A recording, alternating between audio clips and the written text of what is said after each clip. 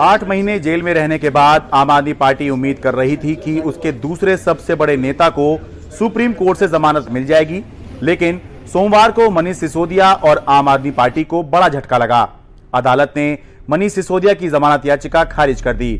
Supreme court ने कहा 338 करोड़ रुपए का अंदाजन मनी ट्रांसफर स्थापित होता लग रहा है। अदालत के लिखित आदेश में कहा गया कि नई शराब नीति में होलसेल डिस्ट्रीब्यूटर का कमीशन 5% से बढ़ाकर 12% किया गया। 7% कमीशन बढ़ने से 10 महीने में चुनिंदा होलसेल डिस्ट्रीब्यूटरों को 338 करोड़ रुपए का मुनाफा हुआ। बदले में ये रिश्वत देने पर राजी हुए। सुप्रीम कोर्ट ने यह भी कहा कि एजेंसी ने भरोसा दिलाया कि 1 साल के अंदर ट्रायल पूरा हो जाएगा, लेकिन हम कहते हैं कि इसको 6 से 8 महीने में ये ट्रायल पूरा हो जाए, और अगर ट्रायल में देरी होती है तो 3 महीने के भीतर मनीष सिसोदिया एक बार फिर जमानत के लिए सुप्रीम कोर्ट आ सकते हैं। ये 338 करोड़ क्या है, ये तो एक बार ऑर्डर आएगा तो उसको स्टडी करना पड़ेगा।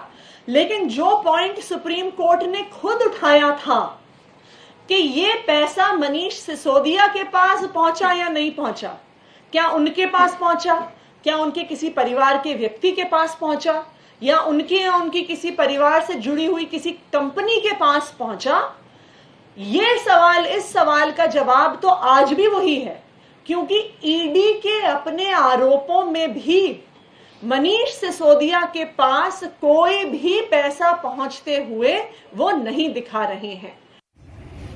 तो अब मनीष सिसोदिया को कुछ महीने और इंतजार करना होगा, लेकिन सुप्रीम कोर्ट के आदेश में आम आदमी पार्टी के लिए कुछ राहत की बात भी है। ईडी का दावा था कि शराब कारोबारी अमित अरोड़ा ने दिनेश अरोड़ा के जरिए मनीष सिसोदिया को 2 करोड़ 20 लाख रुपए की रिश्वत दी, लेकिन सुप्रीम कोर्ट का मानना है कि इस भुगतान को मनी लॉन्ड्रिंग एक्ट के तहत अपराध की आय मानना मुश्किल है। ईडी ने आरोप लगाया कि आम आदमी पार्टी को 100 करोड़ रुपए की रिश्वत लिकर ग्रुप ने दी, जिसमें से 45 करोड़ रुपए हवाला के जरिए गोवा चुनाव में आम आदमी पार्टी ने इस्तेमाल किए। लेकिन सुप्रीम कोर्ट के मुताबिक आम आदमी पार्टी पर आरोप लगे हैं, लेकिन वो एक पॉलिटिकल पार्टी है जिसको आरोपी नहीं बनाया गया है। बीजेपी आम आदमी पार्टी को घेरने के लिए इसे एक बड़े मौके के तौर पर देख रही है। ये पैसा उजागर हो रहा है। अब मुझे लगता है केजरीवाल जी की सरकार को बताना पड़ेगा न्यायालय को कि पैसा कहां है, ये शराब घोटाले का पैसा कहां है। लगता डूब गया है पैसा।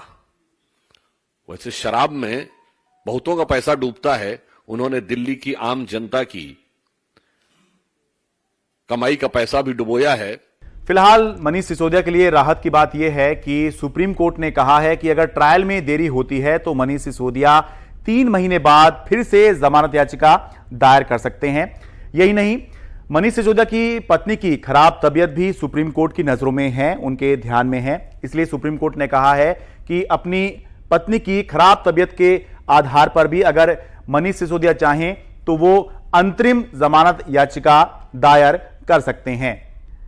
दिल्ली से मोहम्मद मुरसलीन, सचिन गुप्ता और आशीष भार्गव के साथ मैं शरद शर्मा, एनडीटीवी इंडिया।